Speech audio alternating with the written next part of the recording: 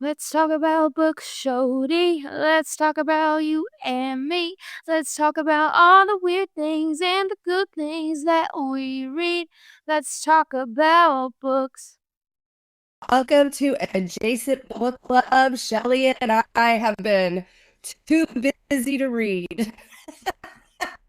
Too busy to consume or read or do anything else. Well, we've been too busy doing crazy stuff. Yeah, we've been too busy having fun.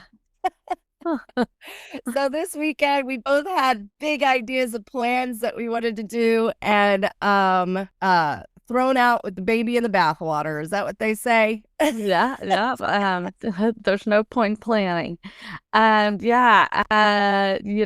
week I shared with you guys how excited I was about ACL, and after day one I realized I'm too old for ACL.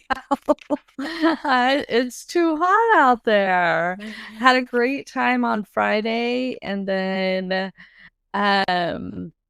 just couldn't get the energy up to make it out on Saturday. We went and saw a little football with the Reeds, and I just couldn't, contemplate standing out in the heat. Yes. And since like the path, I was talking to Cheryl about this yesterday. I've just had this underlying headache, and I'm just like, I'm tired and worn out, and so I just didn't feel it. ACL was great. It was fun. I saw Briscoe, who I really wanted to see on Friday, and that was like my big yay, Briscoe. Everybody else we saw, I shared them on our TikTok. Everybody was great. The people watching was fantastic. The funniest thing is we had our little harmonicas. Kim and I had our little harmonicas, and we're sitting there playing our harmonicas at one of the stages, and two guys turn around and they were like, "We have our harmonicas too," and then I start playing the harmonicas, and we just have like this little dance party and playing our harmonicas.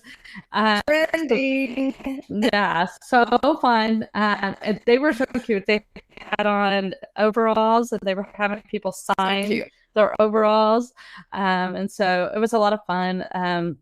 I felt like at Briscoe, I even pulled out my big harmonica. Like I felt like I was playing along with them because they have a lot of harmonicas in their music. It was so fun to see Kelly and Robert and their friend Sarah, and she had a birthday this week, and she's off to London, and it was so grateful to see her, and she looked so happy. It made me so happy to see her so, excited about her future. She's moving to LA, and it was always love to see her. So Jody and I, kind of diddled around town all weekend because I was just too exhausted. Well, I was supposed to go to Rockport, but John's sister Mary had an accident in Fort Collins. As you know, she works for the Parks and Rec, and John flew out to go be with her. And our prayers are with you, Mary. We're thinking about you every day, and we hope for a quick recovery. But take your time. But John flew out to go be with his sister, so I drove over on Friday to go do some organizing at the big house and worked on just organizing the 3 bathrooms at the big house, especially Graham's bathroom that had a lot of, when accumulate a lot of expired things. So redid all that for her, and it looks so great. I'm so excited. Cleaned out a couple of cabinets, and then I drove back and met Shelly over here. We had some renters. All of us had renters for ACL, thank goodness. And so we had a good time just having a very low-key weekend. We did go to the Reeds. Texas didn't do very well. Listen to Ladies in Left Field so that you could get an update as to how that went. But we're playing OU's coming up. So we've got some big games coming up. And Jody has a big week. What do you have going on this weekend, Jody? I know we'll talk about it on weekend news, but New York, he has a training that he has to go to, so we'll be going to New York.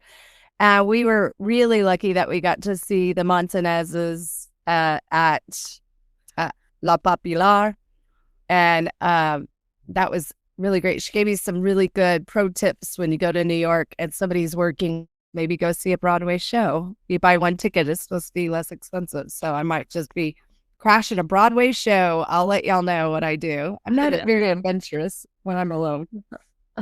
I thought that was fantastic recommendation. It was so fun sitting down with Eddie and Jessica. I just really love their energy. They're so positive.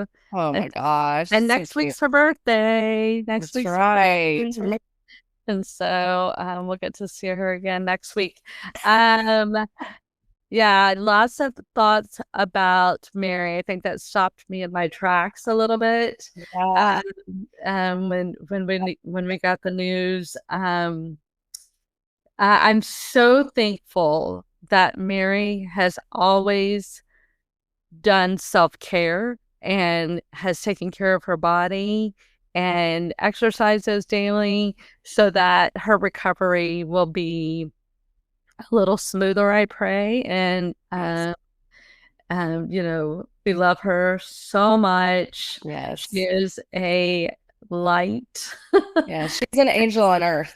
She is. She go back and listen to her episode. We'll put that in the notes so everybody can just click on it. But please keep her in your prayers while she's healing. And we feel so blessed that we get to share this world with her. We do. She's one of a kind. So been thinking about her a lot, and we'll keep you up to date on how she's recovering. Yes. Yesterday, Joni and I sat down with Sharima Lee from Good Enough Today and had a great conversation about her podcast. And very excited.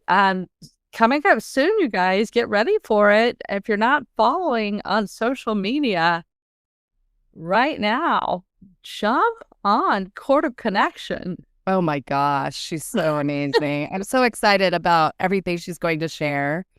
So her name's Danielle Cobb. She's incredible. She has quite a backstory to tell, but her future story, her present story is what it's all about. Coming out of like a phoenix, coming out of the ashes. And so here we are. But I'm super excited. So Shelly, what have you been consuming? I know we've been so busy, but I know you always read like 25 books, but you narrowed it down. What have you been consuming? I finished Spectacular Things, and it's such a good book. I recommend it. It's a Reese Witherspoon recommended book. Very, very well written, very engaging. It's about two sisters, and the power of a mom, and I mean, you're going to want to read it. I don't want to give any of it away. It is a powerful read and very well written and engaging. So go give that the audio is fantastic. I also read Bad Mormon. That's us trying to do our Bravo book club. Yeah. So book club. Yeah. I mean, I think it's interesting to hear other people's life. And so I enjoy that kind of stuff. What was her life like? I love her explanation of her version of the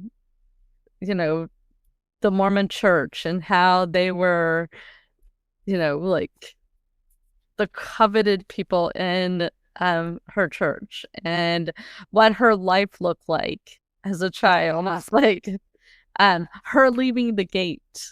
Yeah, it's such a complicated, religion as a whole is so complicated. Agreed.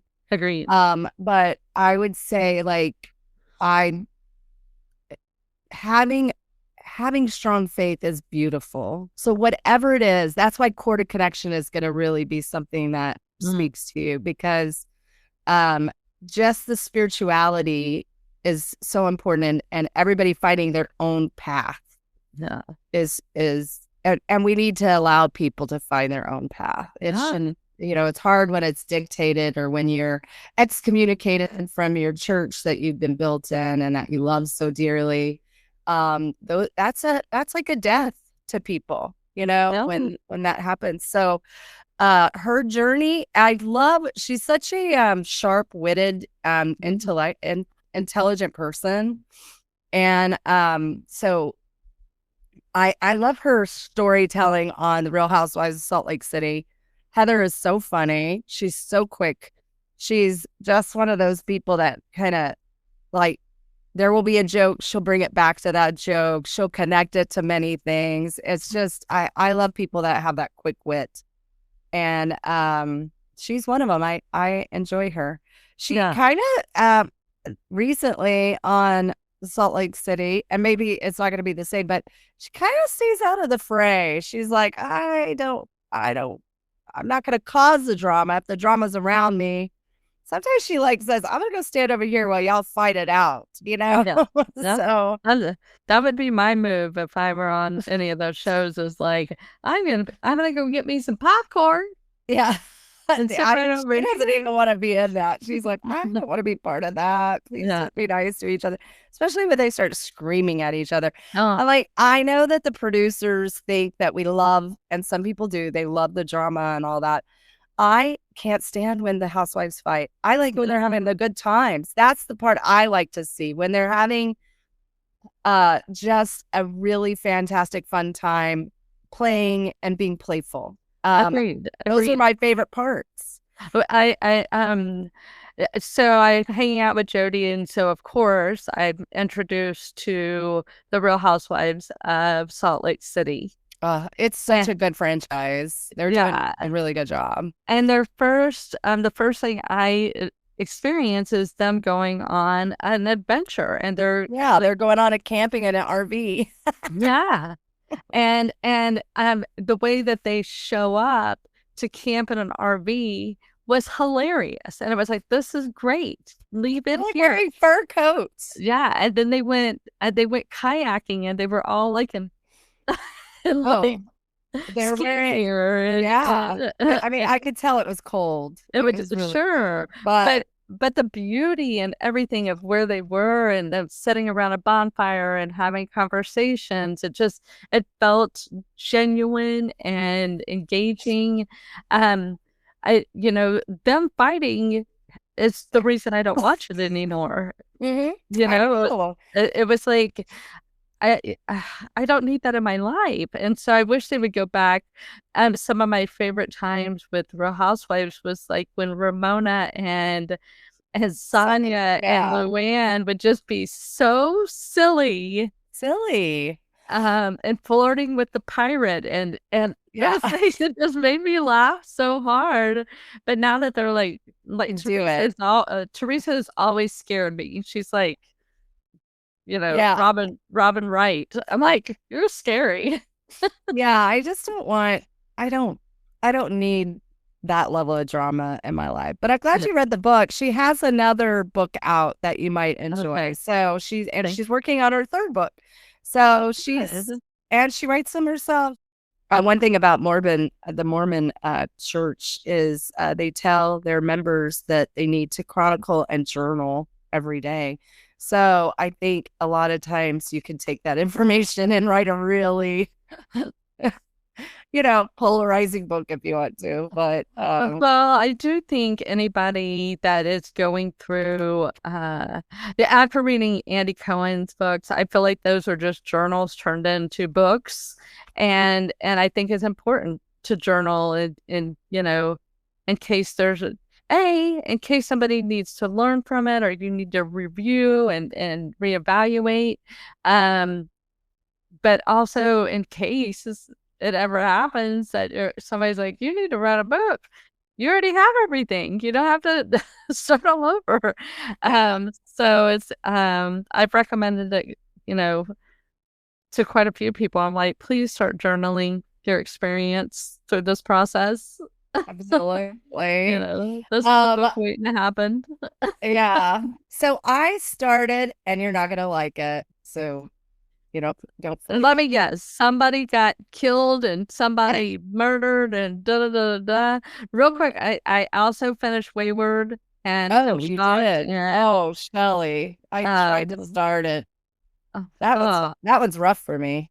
Yeah, it's heavy. It's heavy. We talked to Jessica last night, and she said House of Guinness. I know I'm gonna sit down probably tomorrow and just really gobble that up. So once you head off to New York, it's like, okay, I can watch House of Guinness. Wow. Yeah, I need to watch that one, but you have to be